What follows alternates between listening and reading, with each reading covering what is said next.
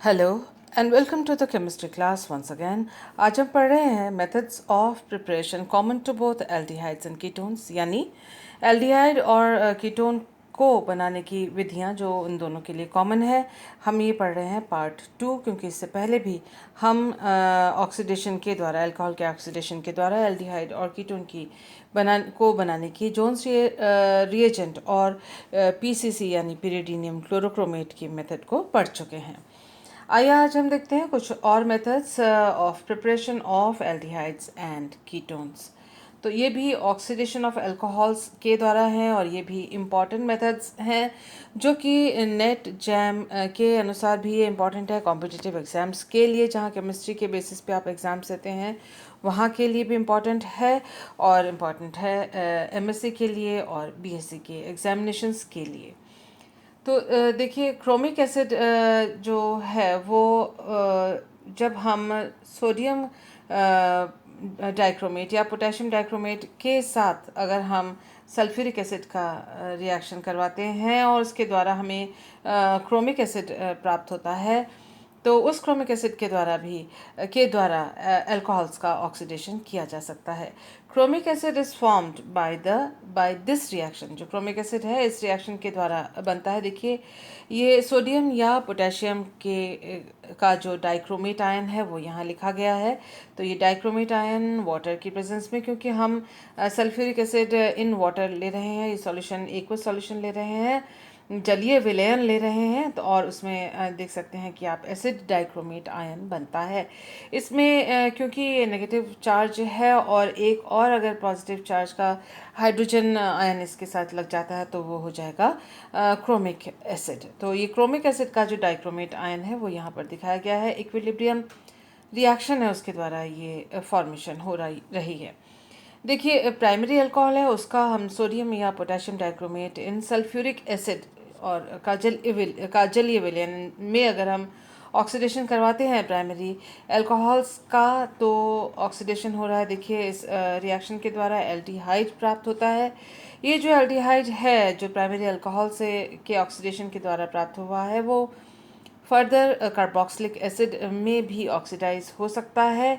साथ ही एक और भी रिएक्शन हो सकता है कि ये जो एल्डिहाइड बना है वो दूसरे प्राइमरी अल्कोहल के मॉलिक्यूल के साथ, इसी प्राइमरी अल्कोहल का जो दूसरा मॉलिक्यूल है इस एल्डिहाइड के साथ रिएक्ट करे और हेमिएसिटल बनाए, जिसका फर्दर ऑक्सीडेशन होके एस्टर बन सकता है। तो ये एक डिसएडवांटेज है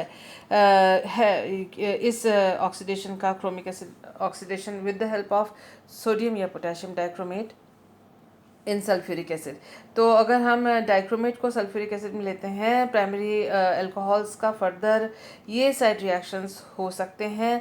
और इसी वजह से हमने इससे पहले जो ऑक्सीडेशन पढ़ा था पीसीसी, पिरिडीनियम क्लोरोक्रोमेट, उसमें ये सुविधा रहती है कि जो ऑक्सीडेशन है प्राइमरी अल्कोहल का वो एल्डिहाइड तक आके रुक जाता है, जो कि इसमें ये वाली सुविधा इस ऑक्सीडेशन मेथड में नहीं है प्राइमरी अल्कोहल के केस में। सेकेंडरी अल्कोहल का जो है उसका भी अगर हम पोटेशियम डाइक्रोमेट ऑक्सीडेशन करते हैं in the presence of sulphuric acid and water, इन दोनों की उपस्थिति में अगर हम इसका ऑक्सीडेशन करते हैं, देखिए ऑक्सीडेशन लिखा हुआ है, तो बनता है कीटोन उत्पाद प्राप्त होता है। कुछ एग्जांपल्स हमारे सामने हैं। देखिए, ये प्राइमरी अल्कोहल है और इसमें देखिए क्रोमिक एसिड ऑक्सीडेशन या पोटेशियम डाइक्रोमेट सल्फ्यूरिक एसिड के द्वारा ऑक्सीडेशन किया गया और हमको एल्डिहाइड मिला। इसी तरह से जब सेकेंडरी अल्कोहल लिया जाता है तो इसी सोडियम या पोटेशियम डाइक्रोमेट के ऑक्सीडेशन के द्वारा कीटोन प्राप्त होते हैं।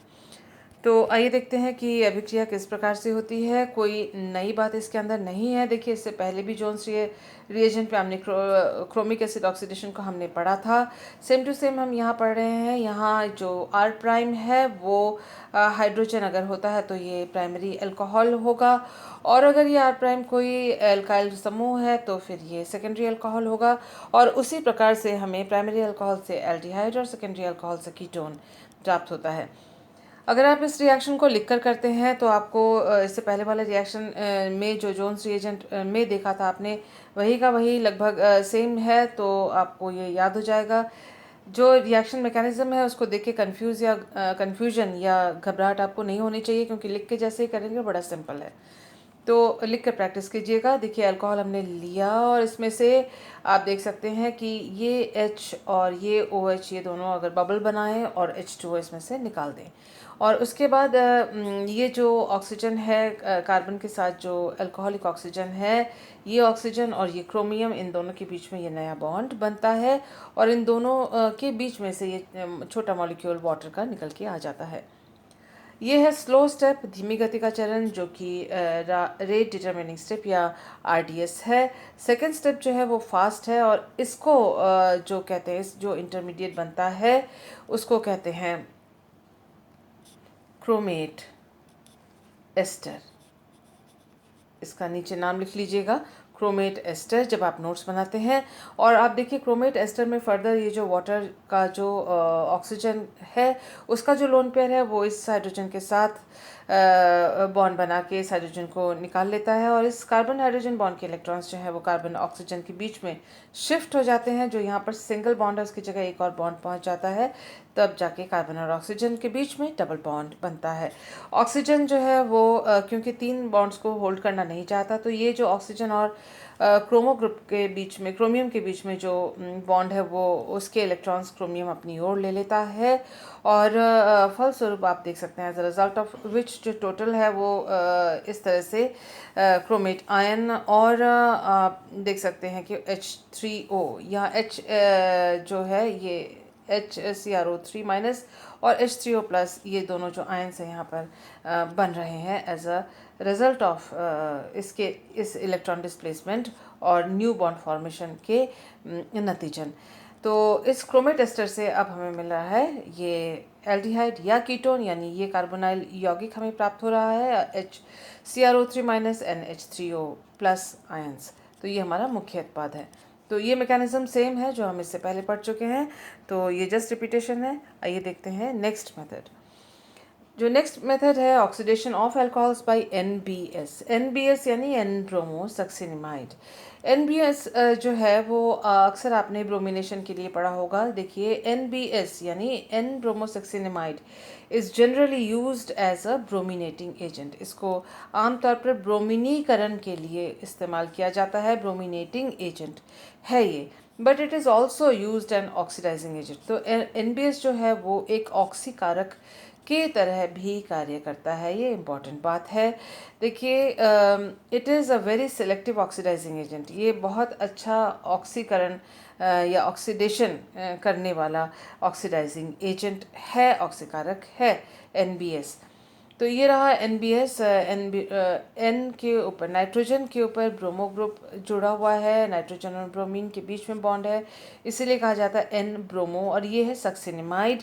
तो अगर यहाँ पर नाइट्रोजन की जगह हाइड्रोजन होता तो इसको कहते हैं हम सक्सिनिमाइड, लेकिन उस हाइड्रोजन को हटाकर अगर ब्रोमो लगा दिया गया है तो N ब्रोमो सक्सिनिमाइड इस ऑक्सीडाइजिंग रिएजेंट का नाम है। इस यहाँ पर जो हम यूज़ कर रहे हैं ऑक्सीडेशन के लिए, ये है प्राइमरी अल्कोहल और उससे बना एल्डिहाइड, और इस तरह से सक्सिनिमाइड और साइड प्रोडक्ट बना हाइड्रोजन ब्रोमाइड। आइए देखते हैं इसका मैकेनिज्म कैसा है। ये रहा एन ब्रोमो सक्सिनिमाइड, ये मॉलिक्यूल है, नाइट्रोजन के ऊपर लोन पेयर ऑफ इलेक्ट्रॉन्स है। ये हमारा अल्कोहल है, यहाँ से यहाँ तक ये मॉलिक्यूल। यहाँ पर R प्राइम जो है वो अल्काइल ग्रुप भी हो सकता है या हाइड्रोजन भी हो सकता है। हाइड्रोजन हो तो ये प्राइमरी अल्कोहल, अल्काइल ग्रुप है तो ये सेकेंडरी अल्कोहल होगा। तो देखिए ये अल्कोहल का मॉलिक्यूल है और ये है NBS, एन ब्रोमो सक्सिनिमाइड का मॉलिक्यूल। नाइट्रोजन अपने लोन पेयर ऑफ इलेक्ट्रॉन्स के द्वारा हाइड्रोजन, कौन सा हाइड्रोजन, अल्कोहलिक हाइड्रोजन के साथ बॉन्ड बनाता है।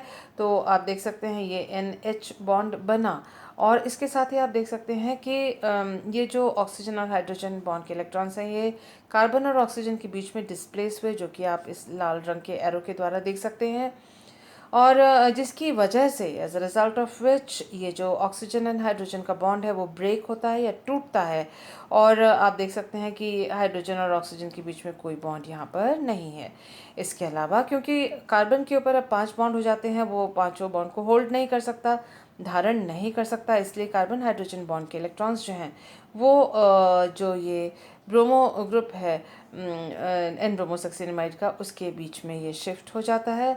और ये जो ब्रोमीन जो एटम है वो अपने इलेक्ट्रॉन के द्वारा इस HBr के साथ बॉन्ड बना लेता है, जिसकी वजह से ये HBr जो है वो एज अ साइड प्रोडक्ट यहाँ पर निकल गया। ये बॉन्ड नाइट्रोजन एंड ब्रोमीन का टूट गया, ये बॉन्ड टूट गया, ये बॉन्ड टूट गया। तो ये 3 बॉन्ड टूटते हैं और यहाँ ये एक बॉन्ड बनता है, यहाँ नाइट्रोजन और हाइड्रोजन के बीच में बॉन्ड बनता है और बनता है बॉन्ड कार्बन और ऑक्सीजन के बीच में। तो आप देख सकते हैं कि 3 बॉन्ड टूटे हैं, 1 2 एंड 3, और उसी तरह से 3 नए बॉन्ड्स बने हैं। यहाँ एक बॉन्ड बना है 1 यहाँ हाइड्रोजन ब्रोमो के बीच में और एक नाइट्रोजन और हाइड्रोजन के बीच में, जिसकी वजह से हमें मिला सक्सिनिमाइड, मिला हमको carbonyl compound as a main product, और हमको मिला है hydrogen bromide as a side product. तो इस तरह से अल्कोहल से हमको कार्बोनाइल यौगिक, अल्कोहल, एल्डिहाइड और कीटोन मिले। आइए हम देखते हैं एक और इम्पॉर्टेंट रिएजेंट, फेटिजॉन्स रिएजेंट, जो कि ऑक्सीडेशन करता है अल्कोहल्स का। इसके ऊपर शॉर्ट नोट्स आता है, इसके ऊपर जैम में और नेट में क्वेश्चन आता है। Fetizon's reagent is silver carbonate on celite. तो ये Ag2CO3 है, सिल्वर कार्बोनेट है और सिलाइट के ऊपर है। तो silver Ag2CO3 is not a very powerful oxidizing agent. ये बहुत ज़्यादा प्रबल ऑक्सीकारक नहीं है, but it is very useful to oxidize alcohols to aldehydes and ketones. प्रबल ऑक्सीकारक या पावरफुल ऑक्सीडाइजिंग एजेंट नहीं होने के बावजूद ये बहुत यूज़फुल है to oxidize alcohols to aldehydes and ketone. ये ऑक्सीकारक है बहुत अच्छा, जो कि अल्कोहल को एल्डिहाइड या कीटोन में परिवर्तित कर सकता है। अब सिलाइट क्या है? सिलाइट इज़ अ डायएटोमेशियस अर्थ। डायएटोमेशियस अर्थ है, also known as diatomite, और इसका दूसरा नाम है केशलगर अर्थ। तो ये फाइन बहुत ही बारीक महीन पाउडर जैसा होता है और जिसके ऊपर सिल्वर कार्बोनेट को Ag2CO3 को रखा जाता है और ये उसके ऊपर एब्जॉर्प्शन होता है, अवशोषित होता है अल्कोहल, और जिसकी वजह से जो है फर्दर ऑक्सीडेशन आसानी से हो सकता है। हालांकि ये एक पावरफुल ऑक्सीडाइजिंग एजेंट नहीं है, लेकिन इस सिलाइट के वजह से, डायटोमाइट की वजह से या डायटोमेशियस अर्थ की वजह से ये ऑक्सीडेशन आसानी से हो सकता है, क्योंकि ये जो है वो इस ऑक्सीडाइजिंग एजेंट को पकड़ कर रखता है और उसके ऊपर जो है अल्कोहल का एड्सॉर्प्शन हो जाता है, केमिसॉर्प्शन होता है। किस प्रकार से हम देखेंगे अभी थोड़ी देर में। लेकिन एक बात और जान लेते हैं, Fetizon's reagent is a selective oxidising agent होना चाहिए। यहाँ पर सेलेक्टिव ऑक्सीडाइजिंग एजेंट, इसको कैंसिल कीजिएगा, यहाँ लिखिएगा ऑक्सीडाइजिंग एजेंट। तो फेटिजॉन्स रिएजेंट जो है बहुत ही जो सिलेक्टिव चयनात्मक ऑक्सीकारक एजेंट है, ये ऑक्सीडाइजिंग एजेंट है, ये ऑक्सीकारक है, ये OXIDI। ये देखिए एस, ये रहा ऑक्सीडाइजिंग का स्पेलिंग, यहाँ से जो ये वाली स्पेलिंग है वो यहाँ उतार सकते हैं, ऑक्सीडाइजिंग एजेंट। तो इसको क्रॉस कर दीजिएगा। तो यहाँ देखिए एग्जाम्पल है ये नेचुरल प्रोडक्ट का, प्राकृतिक उत्पाद का, और इसमें देखिए OH है, और इस जो मॉलिक्यूल में यहाँ पर एक डबल बॉन्ड है, यहाँ पर एक डबल बॉन्ड है। इन डबल बॉन्ड्स का ऑक्सीडेशन नहीं होता है फेटिजॉन्स रिएजेंट के द्वारा। देखिए बेंजीन की उपस्थिति में ये रिएक्शन हुआ और आप देख सकते हैं केवल जो प्राइमरी अल्कोहल है वो एल्डिहाइड के रूप में परिवर्तित हो गया। तो दूसरा जो मॉलिक्यूल, बाकी मॉलिक्यूल का जो हिस्सा है, उसमें कोई चेंज यहाँ पर नहीं आया है। मैकेनिज्म देखते हैं फेटिजॉन्स ऑक्सीडेशन का, बहुत इंटरेस्टिंग है। देखिए ये डायटोमेशियस अर्थ है जो ये काले मोटे लाइन से यहाँ पर आपको दिखाया गया है, और उसकी सतह के उसके साथ मिक्स है सिल्वर के आयंस, और जो उसके सतह के ऊपर या प्लेन के ऊपर ये देखिए अल्कोहल है, जो उसके ऊपर केमिसॉर्प्शन ऑफ अल्कोहल्स, यानी एब्जॉर्प्शन हो जाता है, इसके ऊपर अवशोषित हो जाता है वैन डर वाल्स फोर्सेस के द्वारा। और वैन डर वाल्स फोर्स के द्वारा जब ये यहाँ पर एब्जॉर्ब हो जाता है तो ये स्थिर हो जाता है और इसको रिएक्शन करने का टाइम मिलता है, और रिएक्शन करने की का जो प्रॉपर ओरिएंटेशन या प्रॉपर सही दिशा इस कैटलिस्ट की वजह से इस केमिजॉर्प्शन की वजह से मिलती है, जिससे यह अभिक्रिया जल्दी हो सकती है।